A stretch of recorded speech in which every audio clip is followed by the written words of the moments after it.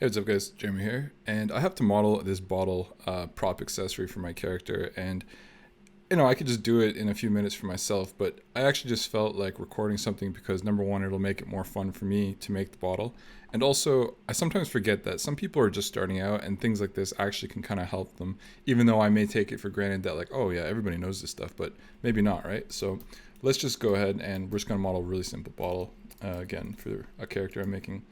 So first thing I'm going to do is I'm going to bring in some reference. I'm going to go up to create here and construct a free image plane, right? And so this is going to allow me to bring in a reference image. And right now it's just a plane. And so I'm just using, normal manipulator controls, WER, to move, scale, or rotate. And here where it says image, it's going to be like, all right, well, I need to find an image. So I'm going to select this. I'm doing a sake bottle. Okay. So, it doesn't really matter where you put this. You can put it anywhere. So I'm just switching to the front view just to kind of align it. Again, it doesn't really matter too much. And, some people may want to put it like aligned on the ground plane. That also doesn't matter. I don't worry about that stuff at all. But let's go. That's good enough for now.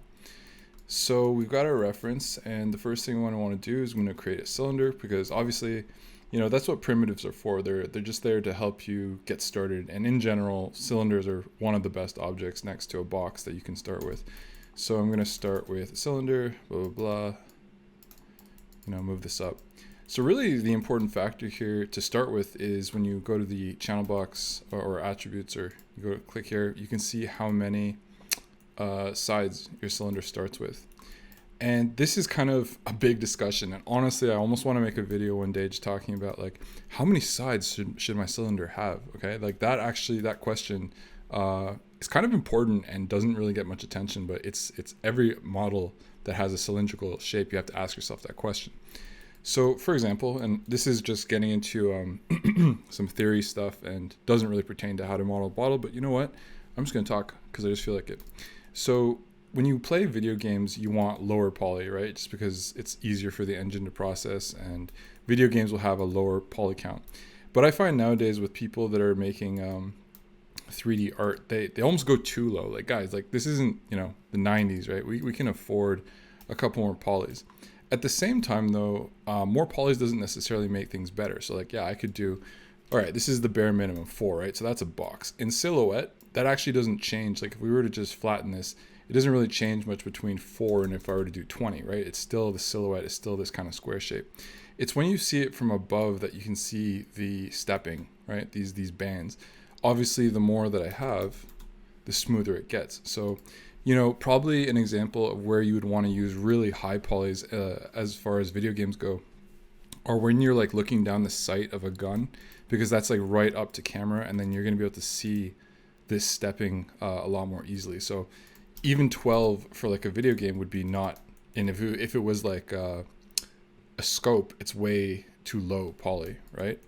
Also worth knowing is that the smaller an object is in a scene, so let's say you're doing like, this is the thickness of a pencil, it's not as important if it's small compared to when it's big. So let's say that this is like a pencil, you're never really going to get that close to it in frame unless the camera literally goes right up to it for a shot or something. So this amount of faces, 12, is probably enough for a pencil, because you're probably going to see the pencil from about this distance or greater, right? You won't even be able to tell how many sides that has. But imagine this was like a water tower or something, like in a city, like, so we're like looking up at it, like, this is a big thing. If it's a big object, suddenly those steps become way more dramatic, right? It's way more, you can't get away with it. So in that case, you probably need something like, whatever, let's go 60. Like even that's probably not high enough, or could be, right? Depends on the resolution that you're working with. The other factor that you have to kind of decide, and like, I know this is like just a discussion on cylinders, but hey, it's actually like important stuff. Well, we'll get to the modeling soon. Don't worry, the modeling's easy, but this theory stuff is actually more important. So the other thing you have to factor in is like, is this a sub D model, or is this like a game res model? So let's say, for example, if you're modeling like this model exactly as it is right now is what goes into the game, then setting this the faces to a high amount, to a low amount, or a high amount is important, right? So you want to make sure that it's 1-to-1 with what the game will be, because nothing changes to the model. So for example, if this was a video game and I want it to be, you know, kind of medium scale, let's try 24. So 24 is kind of good, right? It's not super high poly, but it's also, you know, enough to kind of describe what we're trying to do. And that's that. But if you're doing something like sub D, so sub D is when you do like the smooth. So what happens is you have a model, and hopefully you guys know about like fencing edges, but essentially that just means adding support to this edge so that when it subdivides, it has like that sharpness. So when I preview smooth in Maya, for me it's F3, but for you guys it's probably like 3 on your keyboard. So, you know, this is what divided geometry looks like. Because at render time, so in the viewport and versus render time, it's 2 different resolutions. So this is what you'll see in your viewport, and then at render time, it'll smooth. So depending on if you're doing that or doing game mesh, that's really going to affect. In my particular case, I am going to be doing sub D a little bit, so I don't have to go super high. So for example, if I undo this,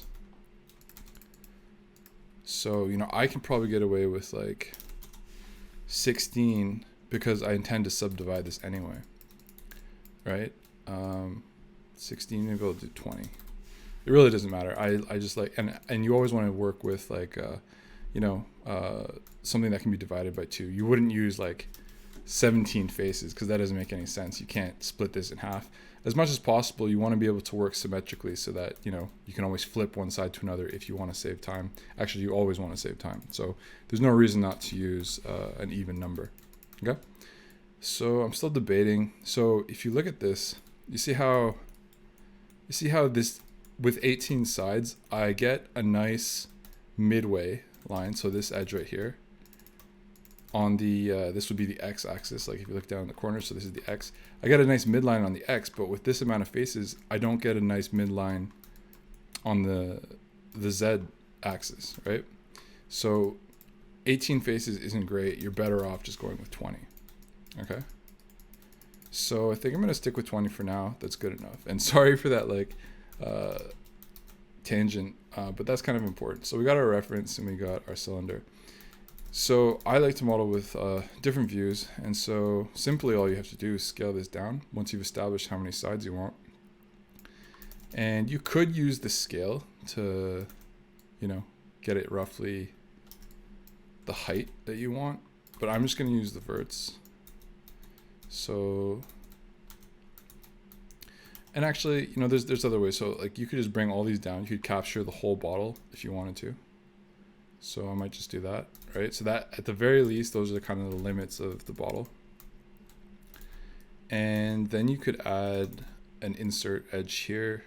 So wherever it kind of starts to change thickness, you could add some loops. And I'm just adding them in, not too many. I don't want to work with too much stuff right away. So that's good. And I'm going to select these faces.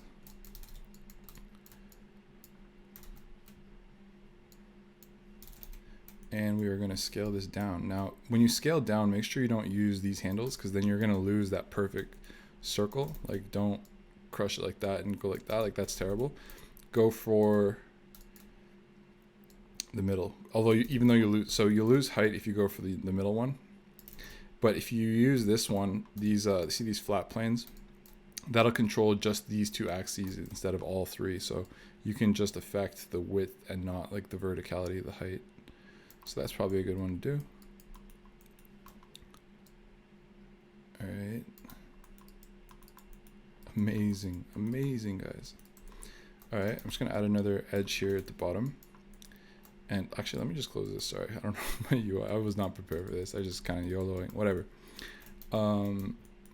So I can tell that I probably need another edge here. And the reason I know that is because if I take these bottom verts and I shrink these down,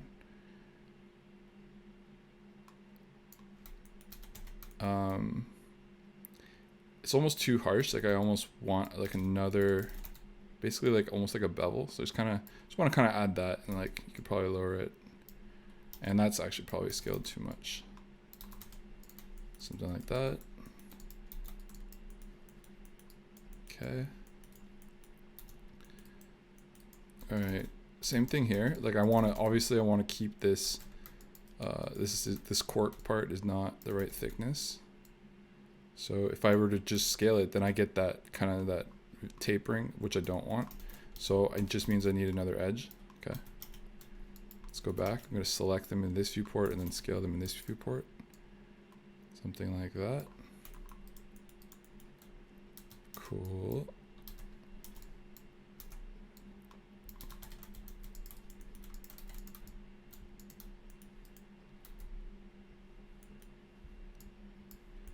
Okay. Now, another thing you can use here, so this is a good moment to try a new tool, is we can shift right click and go to Bevel Edge. Okay. And I don't know if you saw what that did, but essentially, so this is what it was. And then you can increase the amount of basically you can think of this as like smoothing, curve smoothing. And then if I add more segments, it becomes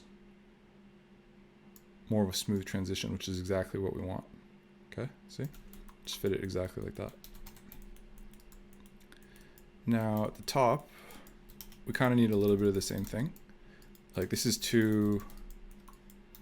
that's too harsh. This is like student modeling. You have like all these hard edges, right? And again, it's fine for video game. And again, it's fine if you're never going to go close to it. Like we're going to see the bottle from like here. But I plan to have this fairly up close in the scene. So we're going to need to add some stuff here. So let's add a bevel. Let's add some segments. Let's do like 2. Right, get that nice and smooth.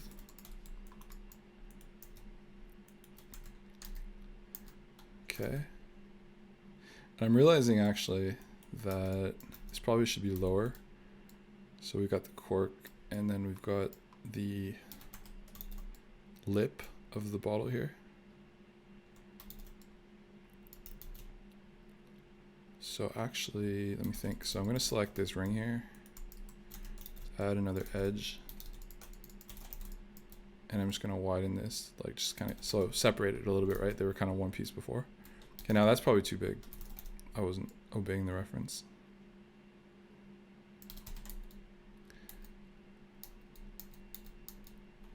Okay, that's good enough. And then I'm just going to lower this just a little bit.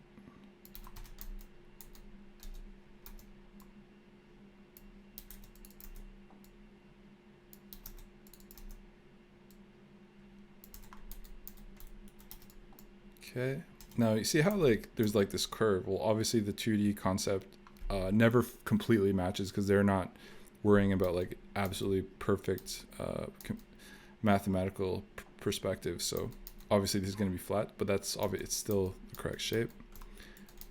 I'm going to lower this down a bit. And actually, I'm realizing that this area is a little bit more complex because let me just open this full size. So you have to imagine that the cork in this concept is going into the bottle and that it ends, but there's like this wrapping effect right down there. So kind of not enough detail right here. So I'm going to shrink that in a little bit. Okay.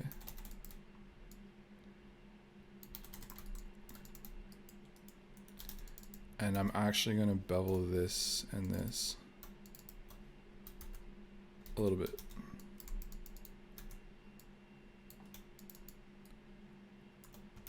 Don't want too much, just a little bit. Okay, and now I can tell the cork itself needs a little bit of smoothing.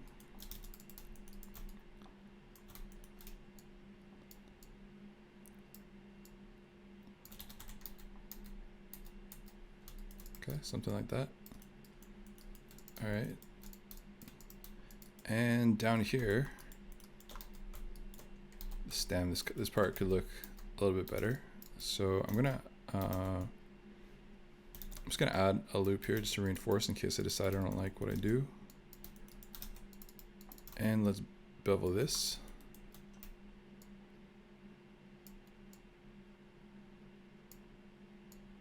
Something like that. It's good to me. All right, cool. So this is our bottle so far. Let me just save the scene.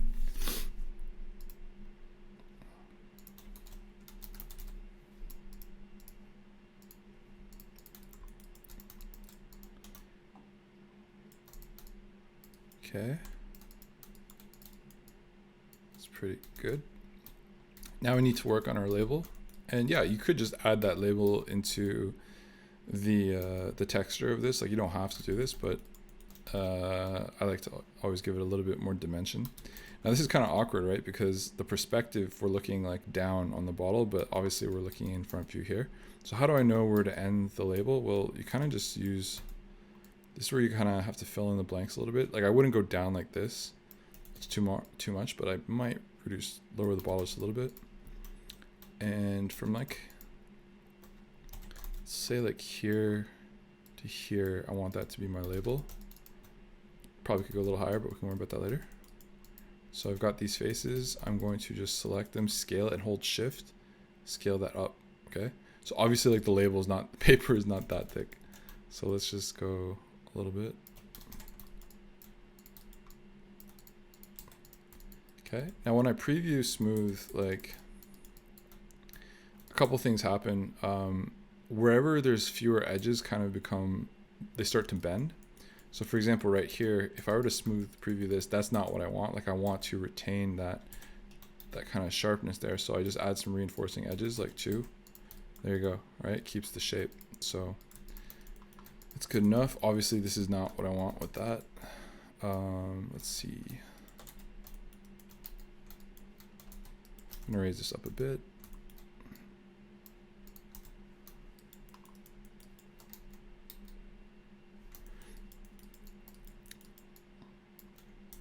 I can imagine people being like, oh my god, you spend 30 minutes to make a bottle. Yeah, I do.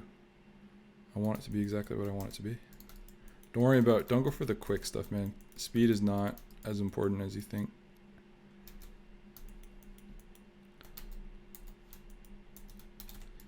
All right, I'm just gonna bring these. So you see how like this edge here of the label is like a perfect 90 degrees. I just want to scale this vertically a little bit, just to kind of give it a little bit of that hit, so it's not completely perfect.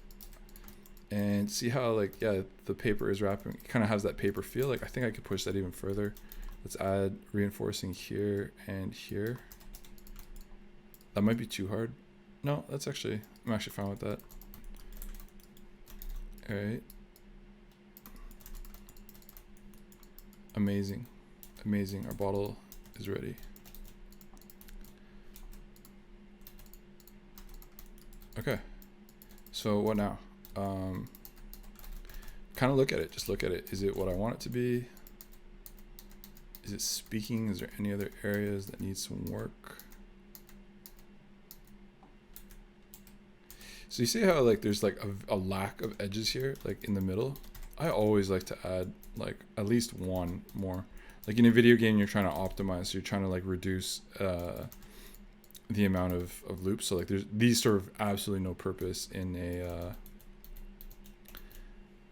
video game, but let's say, like, it depends. If you were doing this for animation, and by the way, you see all this modeling history on here, I want to delete this. So you just go to edit, delete by type, history, right? So you clear the history on that object. It just keeps it nice and clean. This is all Maya sees. It doesn't have to calculate everything we did over again. It just sees this. So where was it? But I like to add a couple more loops, because if you were working on an animation, like for work, if let's say, it depends on the style of the show, right? If you wanted this to animate, and let's say it's a bottle, yes, but like, let's say it had, just a little bit of squash and stretch, there is no room here. There's no topology here to support animation. So even if we're not planning to like animate this a bunch, I always like to put a couple loops. Again, guys, I think people think too much about like topology optimization. Don't worry about it, especially in animation. Like, be reasonable, but like, don't go crazy. There's no reason that this should be 1,000,000 polygons, but it's whatever. Like, don't worry too much about it. Your real job should be to capture the shapes and the forms that you want, and the topology kind of comes after. Even though the topology is always something I'm thinking about, I just find that a lot of people overemphasize topology a little bit too much. All right, I'm going to add a loop here. So like, yeah, you could just put it anywhere, but I want to be like accurate. So I'm gonna hit multiple edge loops, put it to 2, and that's just gonna put, 1. Actually, I could do 3. Yeah, just kind of evenly distribute. Let's put 2 here,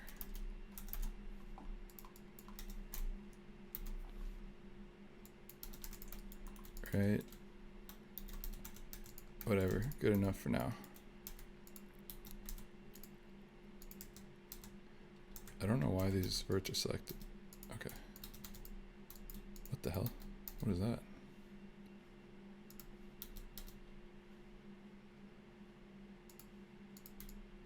I don't know why it's doing that. What did I hit?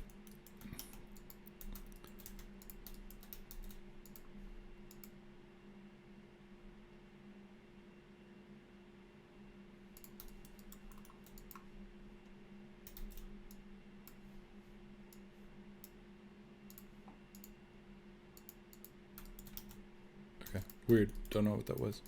Okay, next let's start UVing this. So obviously UVing is how we're going to texture this. I'm not too worried about materials in this case. Materials would be like making this look like glass or like wood or whatever. Actually, you know what? I see that there's like this detail on the cork itself. Let's add some of that in. Just make this a little bit more interesting. So let's add, let's see, I need 1, 2, 3. I need 3 lines to divide this. So let's add 3.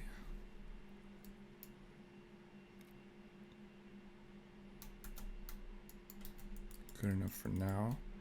Okay, now each of these, I'm actually going to bevel each of these. I'm going to bevel a little bit, and let's add one more segment so that we get like a division, something like that. Maybe even 2. Something like that. Okay, so what that allows me to do is select this inner ring.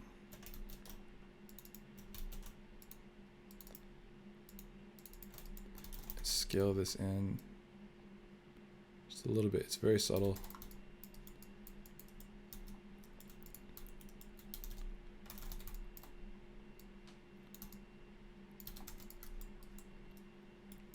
I don't know if that's gonna make any difference, like, at all. In fact, I'll probably need to push it just a little bit more. Okay. Yeah, see, that's kind of more like it.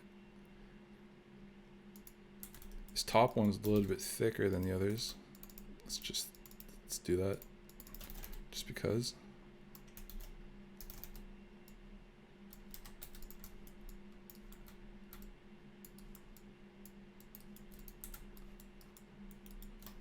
And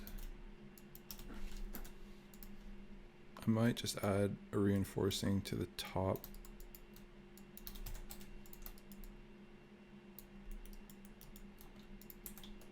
If I put one here, see the difference? It's very subtle. Like if I add a reinforcing here, like you'll see this should become a little sharper. But honestly, nobody's looking here. Like nobody's gonna. It doesn't matter. It really doesn't matter. It's just kind of my own. It's up to you kind of thing. So this edge here, where this cork meets this bottle, it could be a little bit more defined. Like just kind of really push the sharpness there, just because they are 2 separate objects actually. Okay, yeah, good enough, right? It's good enough, good enough, good enough, good enough. All right, now it's time to UV. So to UV something, and again, UV is to give every point on this 3D model a 2D coordinate so that we can texture it. All right, so by default, a cylinder has, the perimeter that we started with had UVs, obviously, but I don't really care about any of that. So I'm just gonna, what I like to do is I like to go UV. I just like to do camera based, to be honest. It just kind of makes sure that everything gets hit with the UV. You don't want to forget parts of the UV. Let's turn this on. No. Okay, and let's see, how do I want to UV? So usually what I like to do is I like to separate parts of the model from each other. So for example, like the cork is one material, the glass is a different material. Let's pick like this whole top part right here where they meet. I'm going to cut that. Okay, so the cork is one part, and then to flatten it or to unfold it, go to unfold, unfold. And sorry, again, to shift, right click, unfold, unfold. Okay, and you get that. And to preview what your UVs are looking like, you hit this little checkerboard, right? So right now there's obviously, you don't want this warping. The trick here is you want to try and keep you want to get squares. You just want squares everywhere as much as possible. Let's just unfold this. So now, right now, like this UV is looking down and so like the sides are getting warped like crazy. So really you probably wouldn't even want to do that. You'd probably just want to chop this part off, this top part. So I might just cut this and then have this part be separate. And then so really, especially when you're doing characters, you want to hide these seam lines. So this white line is a seam line. So if this is the front of the bottle, you're most likely, this is like the hero view, like you want to, this is kind of the main view. Even though ultimately nowadays seams are not a hard thing to deal with all the texturing programs we have. Like if you were texturing this in Photoshop by itself in the old days, like this, you want to make sure to really hide the seams. Nowadays, it doesn't really matter too much. But what I'm trying to say is ideally you want to try and hide your seam lines behind. So like if this is the main view of the bottle, chances are hiding the seam lines in the back is kind of like what you want to try and do. So this is actually a perfect spot for a seam line. So I'm going to cut along the whole model like that. And that's going to allow this cork part to unfold, because right now it has nowhere, because we have this weird circular 2D UV. And now if I unfold it, it's going to be nice and relaxed for us now. So I can select like an edge like this. One of the things I like to do is shift right click, orient shells to edges, so that it kind of goes like that, rotate faces counterclockwise. Okay, so like that's much better than what we had before. Now you see how like we have this this bending, like this slight bend. In reality, you could just unfold it to be perfectly straight. You could try doing straight UVs. Let's see if that does anything. Uh-oh. I feel like it's gonna crash. Nope, it didn't crash. Okay, so yeah, that kind of worked, right? And they do look square, and so hey, success. But ultimately, like, I don't really care too much when I work on my models about this. Like, they don't really need to be perfect. The other way would have worked just fine. In fact, this may look square, but I don't think this is actually perfectly square. So let's go to...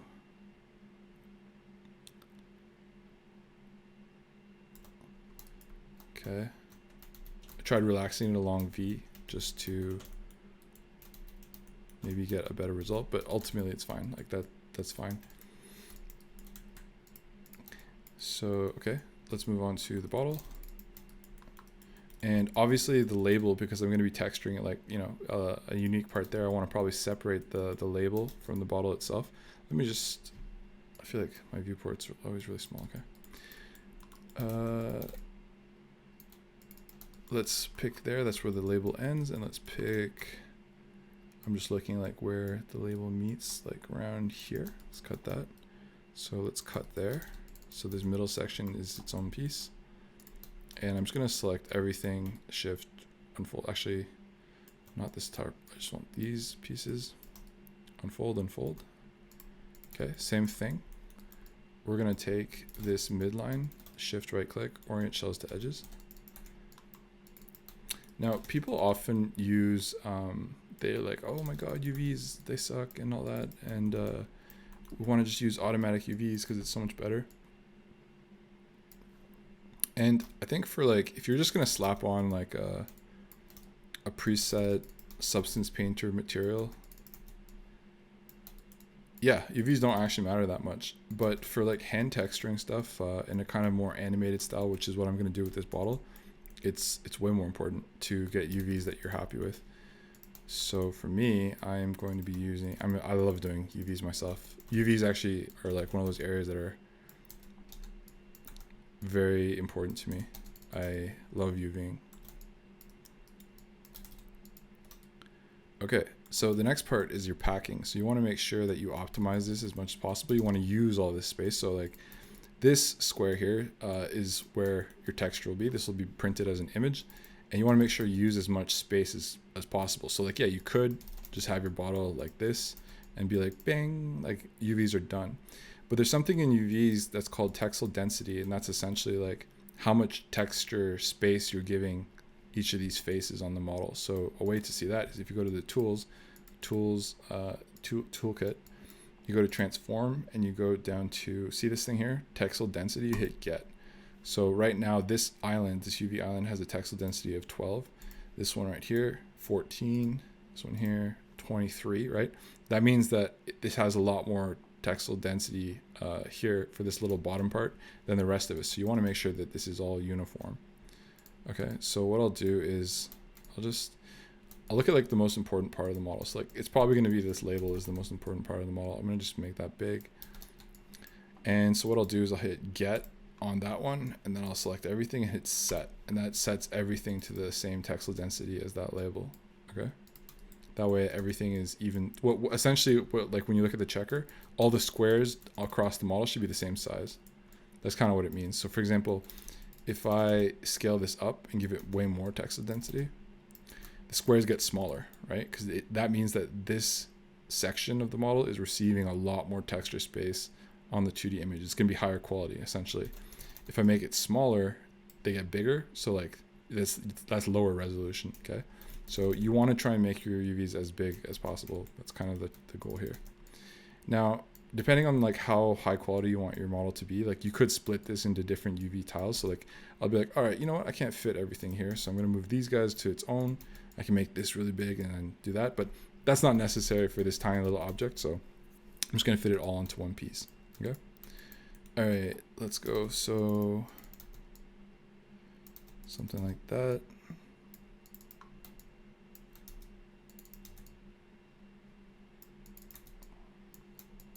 Wait, did I lose the nice unfolding that we did earlier? I think I did. Okay, yeah.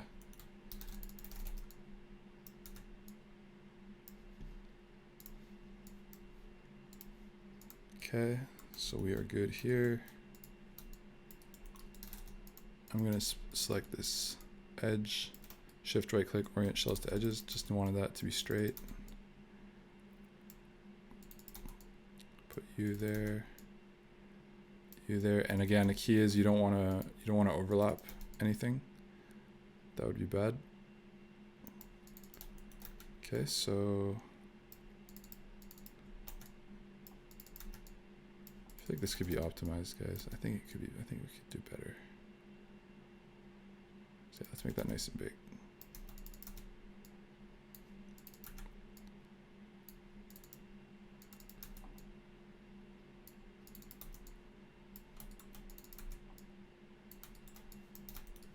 And then I like to do a pass where like I kind of just, once I have everything kind of optimized with itself, I like to do a pass where like I try and scale it as much as possible.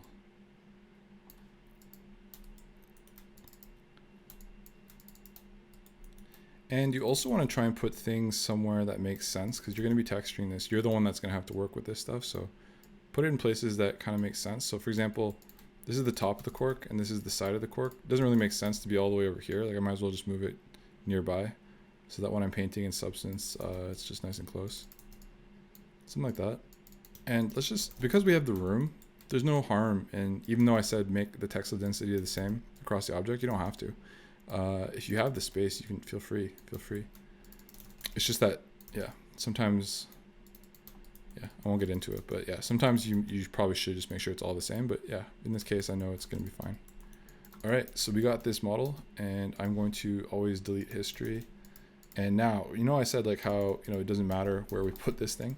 And ultimately, I don't know the proper scale of what this object is going to be. If I bring in my character, I can just scale it up, and you can use real world measurements if you want. But ideally, you want to, at the very least, set your pivot point. So I'm going to hit D, and that's going to be able to make it so I can just affect the pivot point. You're going to want to set that to the very bottom of the model. So I'm just going up and down, and if you hold V, that's going to let you snap to a vertex, and so that's going to snap to this very bottom point here. And actually, I'm looking at the bottom, and I feel like we didn't give this enough attention. So I want to, okay, here's another thing. So yeah, even though we can reinforce this edge on a bottle, I didn't really talk about how you reinforce like this side. So here's a trick, by the way. So yeah, you can select these faces one by one, blah, blah, blah, blah, blah, or you can select the middle point, hold shift and the arrow, what's it called? To the left of the question mark key. I don't even know what that's called, just like bracket. No, it's not bracket. It's just like the arrow thing. You can expand your selection of verts. You can expand. So if I click on this middle point, expand, or I can contract it. So once, if I expand it like that, I can just hold Control now, 2 faces to contain faces. That's a way to select all that instead of hitting, like selecting all these manually. Then what I can do is I can extrude, but inward, just like that. And that creates a reinforcing edge on the inside. So before I could get one on the outside, but you can't do it when, you know, there's triangles. Inserting a loop stops as soon as it hits a triangle. Okay, so for example, like if I add a triangle here and here, and I put a loop, like, so instead of the loop going like perfectly around, as soon as it hits that, it doesn't know what to do because it turns that into a quad. So that's why I couldn't do a reinforcing edge on that bottom part, but you can just do an extrude inward. So that adds a reinforcing edge to the bottom. In fact, here's another tip since we're just on this topic and I'm having fun. So yeah, you could always, you know, faces like this you can leave as like the pizza pie. You got like all these triangles. Another way to do this is to make it quad. So instead of doing these are called high valence points, which is a vert that has like a lot of edges connecting to it. The problem with that is that it can lead to pinching. You won't see it on like a flat surface like this, but if you have it on like pretty much anywhere else, like imagine this wasn't completely flat and like you had something like that, you start to get like pinching. You won't see it just right here, but try and avoid this. At most you want to try and have ideally 4, sometimes 5. Sometimes it's inevitable, especially on characters. You have to have points where 5 edges are connected to one vert like that. But again, depending on if this is going to be animated, you don't want to use triangles, you want to use quads. So another way that we can break up this thing is to divide it like this. I'm just going to select these faces. There's different ways you can approach this. 2 faces to contain faces, and I'm going to delete this. And I'm just going to bridge across like that. Bang, bang, okay. Now, obviously I could, you know, bridge this one, but that's, what's that going to leave is it's going to leave a triangle, right? It's going to leave a triangle right here. I don't want that. So what I can do instead is I insert an edge right there, and then I just weld this in. Okay, so that's that quadded, and again you can do the same thing on this side. So I'm just going to do bridge, and any action in Maya that you do, you want to repeat it again, you just hit G. So I know that's going to bridge again, and that's going to bridge here. And let's add a midline, and then we're going to bridge across for this last part here. Okay. And maybe I went too fast there, but like all I did was I select this edge and then this edge, shift right click, and bridge. Okay. So that's that quadded. Now if I deform it, it kind of creates some weird effects because I have no horizontals. So let's add a horizontal here. Okay. But you notice, you see what that did? That created a triangle. So it added some support through the middle here. But then I created a triangle. So what you have to do is if you decide to add some horizontal supports here, like that, instead of having that triangle, you're just going to kill this thing. You're just going to squash it like that. Okay, so we're going to add another one here. I know that was probably super confusing. You probably have no idea what the hell I'm doing, but just trust me, like if you add horizontals, you want to just make sure you don't want to introduce triangles. That's the key. So now if we look at this bottom face, right, you can see that we're completely quadded. Even though they're not exactly the same size, that's a much nicer, cleaner way of presenting a circular form as compared to like this top part here. Okay. Now, just because I'm picky, like I might just do the top one too. But keep in mind that if obviously we did modeling changes after we've done the UVs, that might change some things here for you.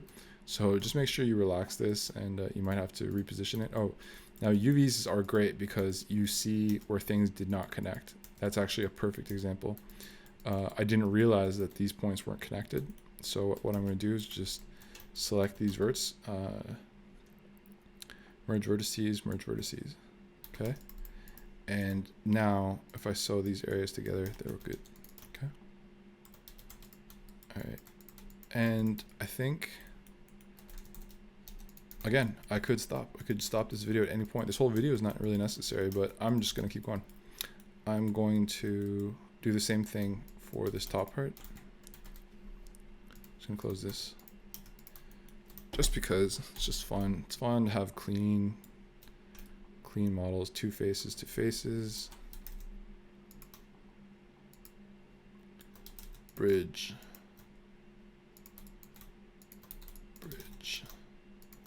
Again, I was just hitting G, inserting edge loop, and the way I got it perfectly in the middle is because in my tool settings, I have it set to multiple edge loops. If I did relative, it would kind of just go wherever I mouse click, but if you put multiple edge loops, you can get it right in the middle. I'm just going to weld this last vert here. Now, the reason why I don't bridge this one that's like directly adjacent is because that creates a problem. See how that midline is not, it doesn't exist on this face, but it exists on this one. So I leave it to the end and then I skip that right there. See, and I bridge across here instead. Okay, add the midline, clean up this end. And then that way I know that they're 100% sure I don't make a mistake, that these are connected, like I didn't forget it. And so that's kind of an important thing to add. All right. And now I'm just going to make sure.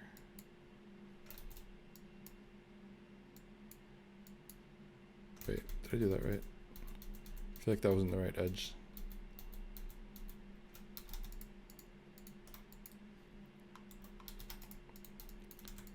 So yeah, that's quadded, but something doesn't feel right.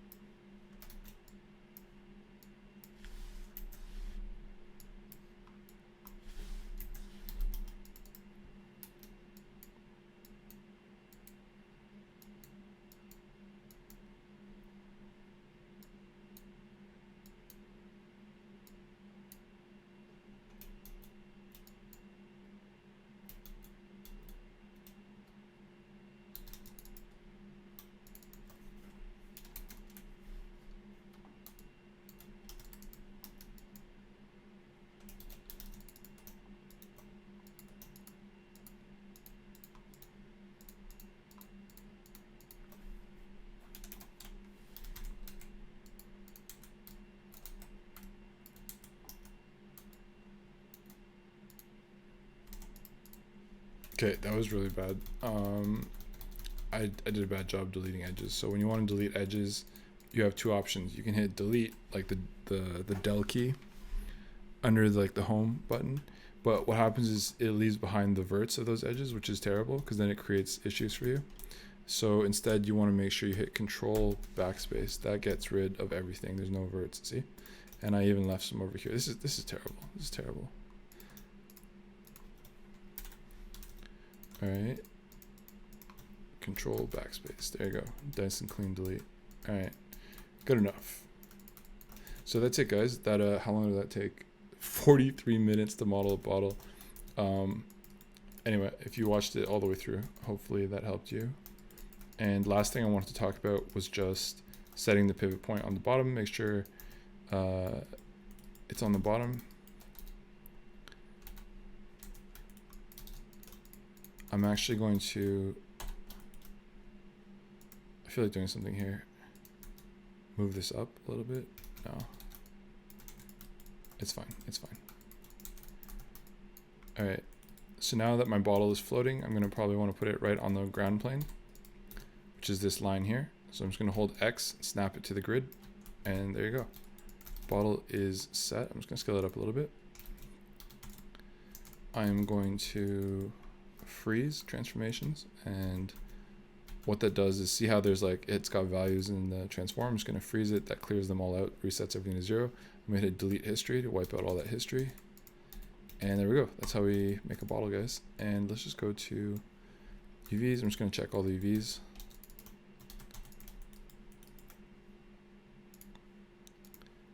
I know I did some stuff. I messed around after we UV'd, so I'm just going to seal those up. Let's gonna do a relax, unfold, unfold.